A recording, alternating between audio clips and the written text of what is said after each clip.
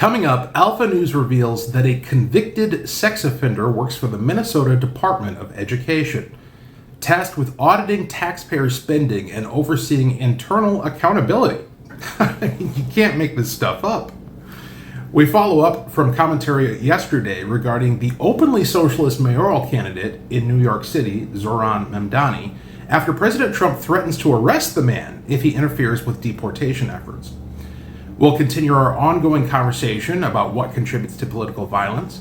Is it really our rhetoric, or is it the substance of what is being proposed for public policy?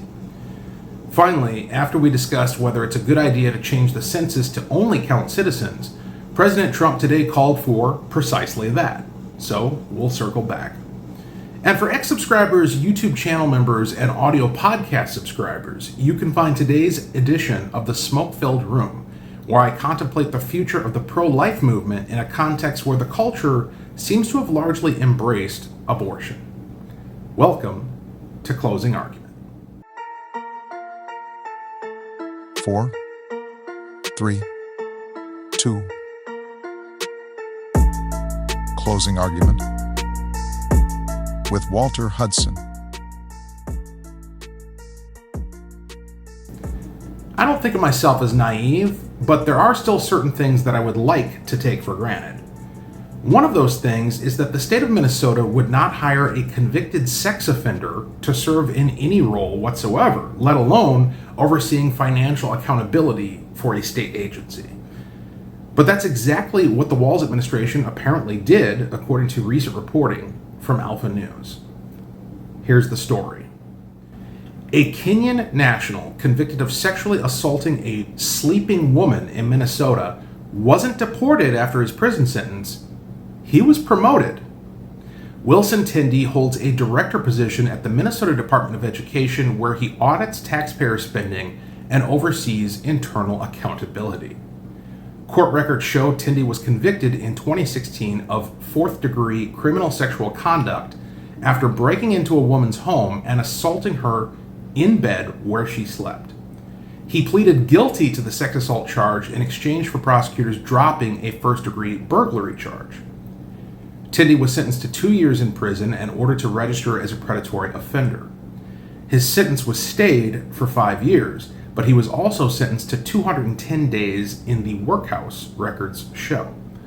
However, despite the felony conviction and offender status, Tindy serves as Director of Internal Audit and Advisory Services at MDE, according to public records and his LinkedIn profile.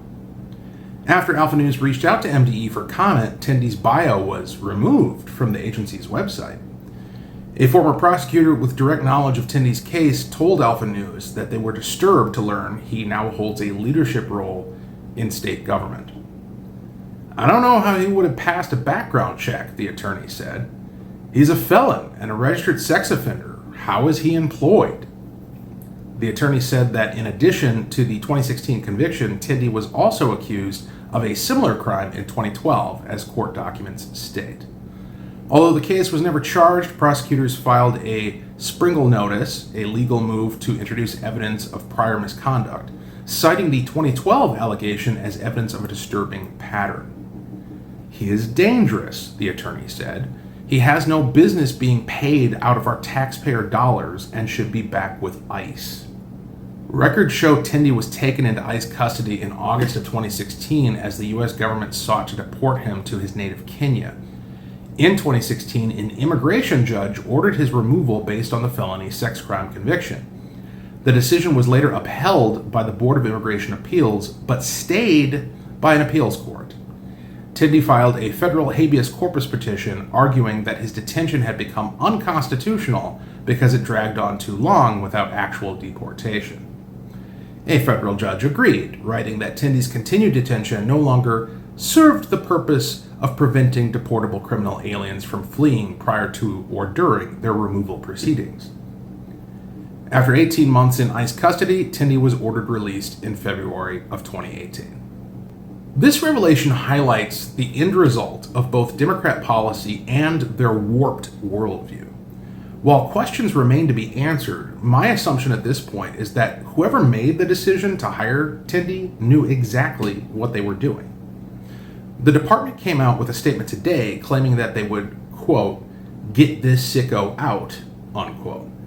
And that's all well and good, but it doesn't address the more urgent concern of how this sicko, as they acknowledge him, got hired in the first place. Whoever is responsible for making that decision should also be out. And if there's a systemic reason why this abhorrent hiring decision was made, everyone associated with that process should lose their job as well, including any connected elected officials. This is not a story that should fade away. It demands follow-up and substantive action. For my part, I'll be working to ensure that follow-up occurs to the best of my ability as a state representative here in Minnesota.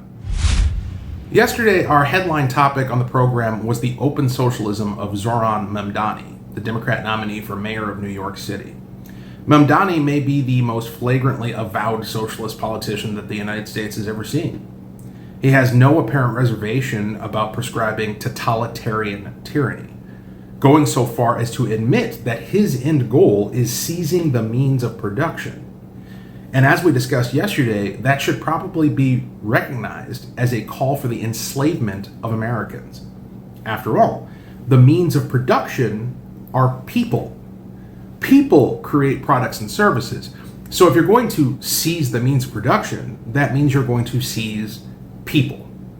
Under socialism, you have no control over what you produce or for what price, and that's the literal definition of slavery. If I can't decide what I do, what I make, and what I charge for it, then I'm not free in any sense. And that's precisely what Zohran Mamdani, who at this point should be categorized right alongside figures like Lenin and Stalin, has prescribed for the city of New York and the United States of America. This cancer, if allowed to metastasize, will not remain confined to New York City. It will spread, and human freedom will perish in its path.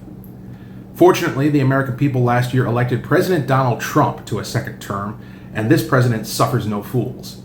He is holding nothing back here, as he bluntly states actually how an un-American traitor should be handled. Mr. President, your beloved New York City may well be led by a communist soon, Zohran Mamdani, who in his nomination speech said he will defy ICE and will not allow ICE to arrest criminal aliens in New York City. Your message to communist Zohran Mamdani. Well, then we'll have to arrest him. Look, we don't need a communist in this country, but if we have one, I'm going to be watching over him very carefully on behalf of the nation. We send him money. We send him all the things that he needs to run a government. And by the way, they get about 3 times what you get, Ron. If you look at the per capita, Florida gets 1/3 of what New York gets in terms of the numbers. Why don't you give us those numbers? Yeah, well, because that's what we should send him. Yeah, well, like sometimes people say Florida gets more because they count Social Security recipients, but that's not money to the state. Those are seniors that live here. If they moved to North Carolina, you could count it there. So it has no interaction with the state government. They get more in the city and state governments than we get. Right, substantially.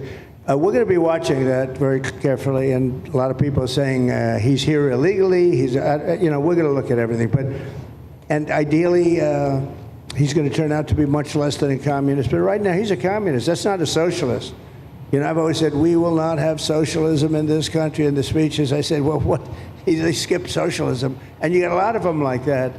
And you see AOC, she's out there with her, bad IQ. She's out there ranting and raving about how wonderful he is. And look, so far he's winning. He still has a race to win, but so far he's winning, and he has an advantage as a Democrat in New York City.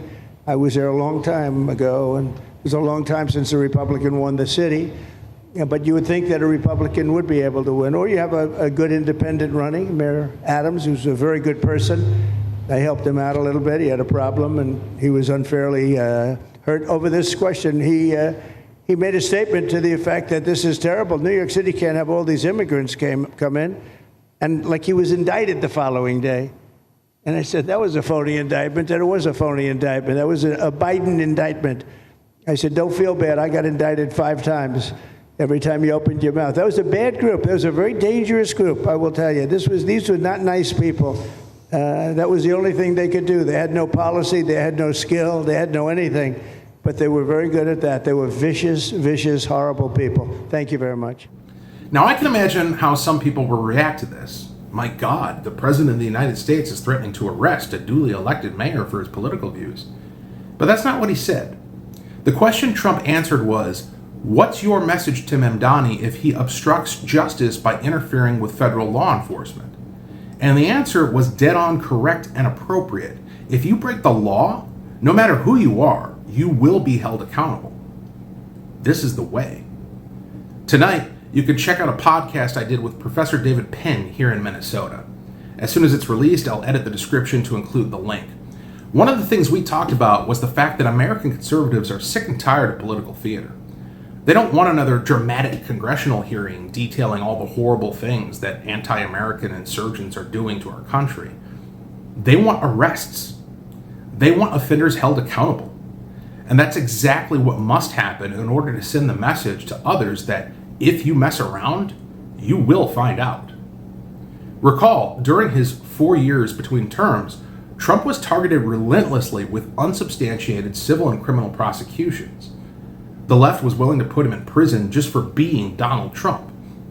What I'm calling for here is not a tit for tat. I don't want anyone to be imprisoned for what they believe or what they say.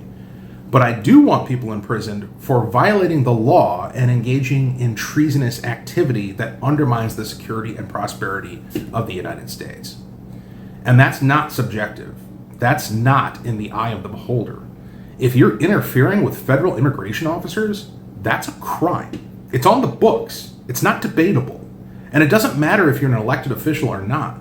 If you commit a crime, you should do the time. That's a fundamental principle of American governance.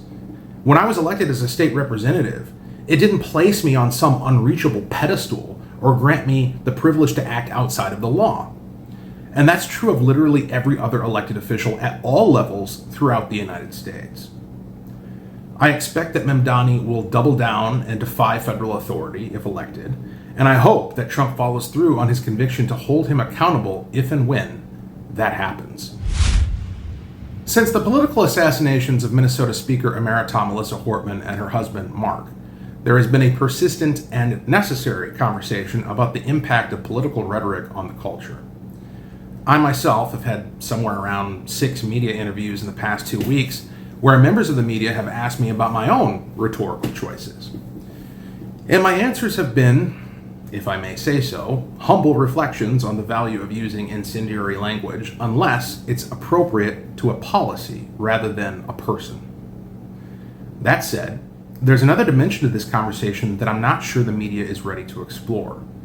And that's the issue of how the substance of certain political agendas is inherently antagonistic and inflammatory. When you have someone like Zohran Mamdani out there saying he's going to seize the means of production and therefore enslave the population, is it reasonable to expect that people will just shrug that off and not react as if they're being threatened? I mean, if you tell me you're going to seize my property, you're going to limit my freedom, you're going to impose your tyrannical will, you're going to endanger my children, you're going to deny my right to live my life according to my own values, you're going to break the law and betray the Constitution of the United States. Like, if you tell me those things, what responsibility do I have to remain calm? We talk a lot about bringing down the temperature of the public discourse, but it's not just the discourse, it's the policy, it's the agenda. If you keep proposing to violate people's rights to endanger their children, to seize their property and take away their freedom, past a certain point you should expect an animated response. Now, political violence is not the answer. This is not 1776. We're not suffering under colonial rule. We have a system in place which was hard-won and has persisted for nearly 250 years that enables us to work out our differences through a representative process. But if we're going to go around accusing people of inciting violence for the language that we use, why not also examine the policies that we propose? Threatening someone is an incitement to violence. There's this concept in the law known as fighting words. If you threaten a man's wife in front of him, you don't get to complain when he lays you out on the deck. We should recognize that same principle in our political discourse, not as an excuse for violence, but as a provocation of it. Our public figures have a responsibility to not threaten the life, liberty, and property of American citizens, and that shouldn't be controversial. Yet, apparently it is. And that's an indictment of our culture. Yesterday, we discussed on the program an idea floated by the Heritage Foundation to change the way the census is counted. Specifically, the idea is to limit the count to American citizens and exclude non-citizens, including illegal immigrants. I didn't expect that to become headline news the next day, but that's exactly what happened when President Trump addressed the issue in this clip. Bureau to redo the census to actually get an account of how many Americans with proof of citizenship are in our area, in our country, redistricting some of the House districts. Your thoughts on that? Well, I'll speak for both of us. We love it. Okay, you're going to like this one. I know all about it. We want to bring our elections back. The election in 2020 was rigged, millions and millions of votes. It had to do with COVID and a lot of things, but it really had to do with the crooked people. The Democrats are very good at cheating on elections. And that's why I said too big to rig. They tried this one too. But after about 9:02, they gave up too many votes. Too big to rig. Ron would love it. I would love it. Christie would love it.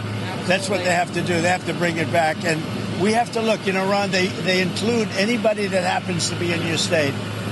Well, California would lose like 5 seats if they did a fair census.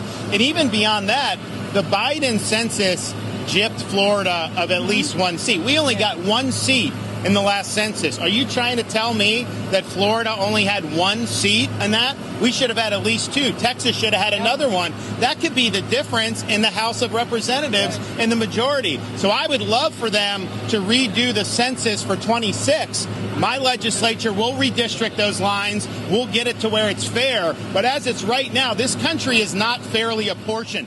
As I said yesterday, while I have mixed feelings about the underlying rationale for this change, I do think it's the right move in a context where the negligence of the Biden administration has enabled tens of millions of illegal immigrants to flood into our country and dilute our electoral process. American elections should reflect the will of American citizens. Otherwise, what's the point of being one? I mean, what does it mean to be a citizen if literally anyone else in the world gets the same rights and privileges that you do? This move would be a no-brainer.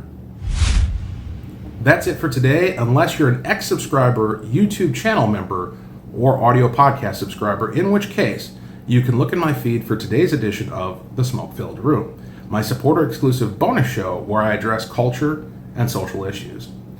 In today's episode, I contemplate the future of the pro-life movement amidst a culture which seems to have fully embraced abortion. Sure, Roe v. Wade was overturned, but that ruling hasn't changed hearts and minds. So how do we effectively support life moving forward, especially in a blue state like Minnesota? Well, I have some thoughts. Subscribe now for immediate access. Take care.